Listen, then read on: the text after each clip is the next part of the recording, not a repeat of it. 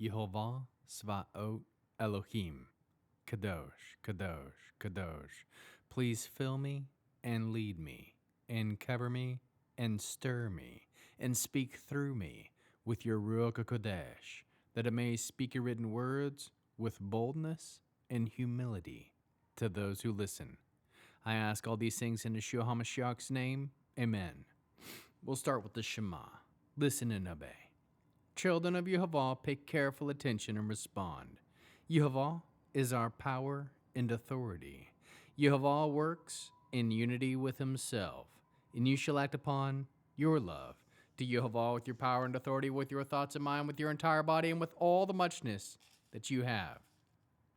Yod, He, Vav, He. Hand, behold, nail, behold. 2 Kings chapter 17. It was in the 12th year of Ahaz, king of Yehuda, that Hoshea, the son of Elah, began his reign over Israel in Shamron. He ruled for 9 years. He did what was evil from Yehovah's perspective, although he wasn't as bad as the kings of Israel who had preceded him. Shalmaneser, king of Ashur, advanced against Hoshea, and Hoshea became his vassal and paid him tribute. But the king of Ashur found that Hoshea had come conspiring against him. He had sent messengers to So, the king of Egypt, and not paid his tribute to the king of Ashur, as he had previously done every year before. For this the king of Ashur imprisoned him, putting him in chains. Then the king of Ashur invaded all the land, advanced on Shamron, and put it under siege for 3 years. In the 9th year of Hoshea, the king of Ashur captured Shamron. He carried Israel away captive to Ashur, resettling them in Halach, in Havor, and the Gozan River, and in the cities of the Medes. This came about because of the people of Israel had sinned against Yehovah their God, who had brought them out of the land of Egypt, out from under the dominion, out from under the domination of Pharaoh, king of Egypt. They feared other gods and lived by the customs of the nations that Yehovah had expelled ahead of them of Israel, and by those of the kings of Israel. The people of Israel secretly did things that were not right, according to Yehovah their God. They built high places for themselves, wherever they lived, from the watchtower to the fortified city. They set up standing stones and sacred poles for themselves on any high hill and under any green tree.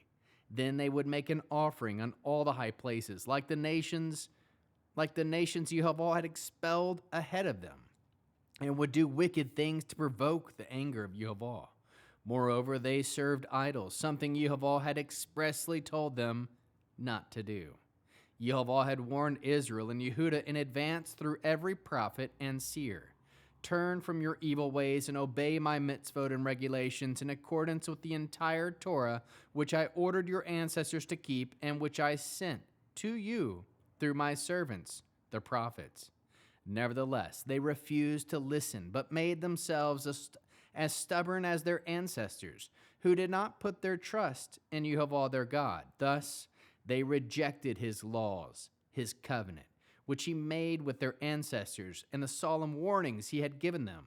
Instead, they pursued worthless things, and became worthless themselves, imitating the nations around them, whom Yehovah had ordered them not to emulate. They abandoned all the mitzvot of Yehovah their God. They made cast metal images for themselves, 2 calves. They made an Asherah. They worshipped the whole army of heaven. They served Baal. They had their sons and daughters pass through fire as a sacrifice. They used divination and magic spells, and they gave themselves over to do what was evil from Yehovah's perspective, thereby provoking him, so that Yehovah, by now very angry with Israel, removed them from his sight. None was left except the tribe of Yehuda alone. However, neither did Yehuda obey the mitzvot of Yehovah their God. Rather, they lived according to the customs of Israel. Yes, Yehovah came to despise all the descendants of Israel. He caused them trouble and handed them over to plunderers, until finally he threw them out of his sight. He tore Israel away from the house of David. They made Jeroboam the son of Nebat king, and Jeroboam drew Israel away from following Yehweh and made them commit a great sin. The people of Israel followed the example of all the sins that Jeroboam had committed and did not turn away from them until Yehweh removed Israel out of his sight, as he had said he would through all his servants and the prophets. Thus Israel was carried away captive from their own land to Ashur, and it remains so to this day. The king of Ashur brought people from Baval, Kuta, Ava, Hamat, Sepharvaim, and settled them in the cities of Shamron in place of the people of Israel. They took possession of Shamron and lived in its cities. When they first came to live there, they did not fear Yehweh. Therefore Yehweh sent lions among them, which killed some of them. So they said to the king of Ashur, "The nations you carried away and settled in the cities of Shamron are not familiar with the rules for worshiping the God of the land. Therefore he has sent lions among them, and they are there, killing them, because they're not familiar with the rules for worshiping the God of the land." In response, the king of Ashur gave this order: "Take back one of the Kohanim you brought from there. Have him go and live there, and have him teach them the rules for worshiping the God of the land." So one of the Kohanim they had carried away captive from Shamron came and lived in Beit-El, and he taught them how they should fear Yehweh. Nevertheless, every nation made gods of their own and put them in the temples of the high places which the Shamronim had made. Every nation of the cities where they lived, thus the people of Baval made Sukkot Binot. Thus those from Kuta made Nergal. Those from Hermat made Ashima. The Avim made Nagats. And Tartak, the Sepharvaim, burned up their children in the fire as sacrifices to Adramalik and Anamalik, the gods of Sepharvaim. So they feared Yehweh, while at the same time they appointed for themselves priests from among the peoples to preside at the high places, and they would sacrifice for them in the temples on the high places. They both feared Yehweh and served their own gods in the manner customary among the nations from which they had been taken away. To this day they continue to follow their former pagan customs. They do not fear Yehweh. They do not follow the regulations, rulings, Torah, or mitzvot, which Yehweh ordered the descendants of Yaakov, to whom he gave the name Israel, with whom Yehweh had made a covenant and charged them. Do not fear other gods, or bow down to them, serve them, or sacrifice to them. On the contrary, you are to fear Yehweh, who brought you out of the land of Egypt with great power and an outstretched arm. Worship him and sacrifice to him. You are to observe forever the laws, rulings, Torah, and mitzvot, which he wrote to you. You are not to fear other gods, and you are not to forget the covenant I made with you. No, you must not fear other gods, but you must fear Yehweh your God.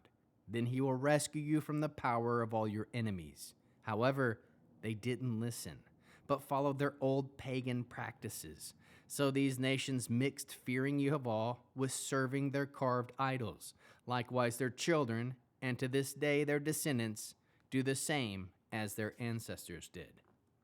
How can we learn to love our Creator after reading this 17th chapter of 2 Kings?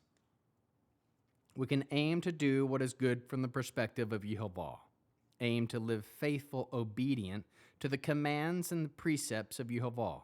Fear Yehweh only and wholeheartedly. Aim to do what is right according to Yehweh our Elohim. Aim to live a life that actively seeks to reflect the goodness, love, and righteousness of Yehweh.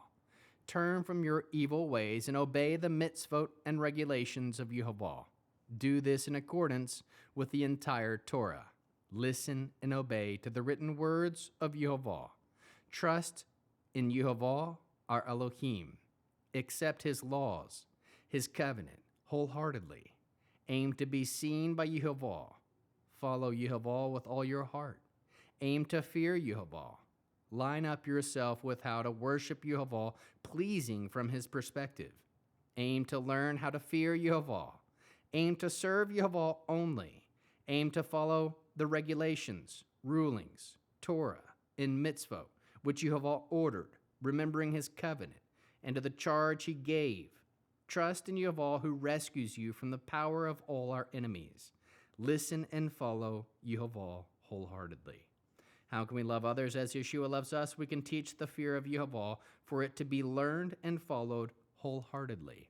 Bear one another's burdens. We can turn from your evil ways and serve Yehweh wholeheartedly as an example for others to follow. Produce spiritual fruit, love, joy, peace, patience, kindness, goodness, faithfulness, humility, and self-control. End with the Aaronic blessing using the name. Yehweh will kneel before you presenting gifts, and he will guard you with a hedge of protection. Yehweh will illuminate the wholeness of his being toward you, bringing order, and he will provide you with love, sustenance, and friendship. Yehweh will lift up the wholeness of his being and look upon you and set in place all you need to be whole and complete.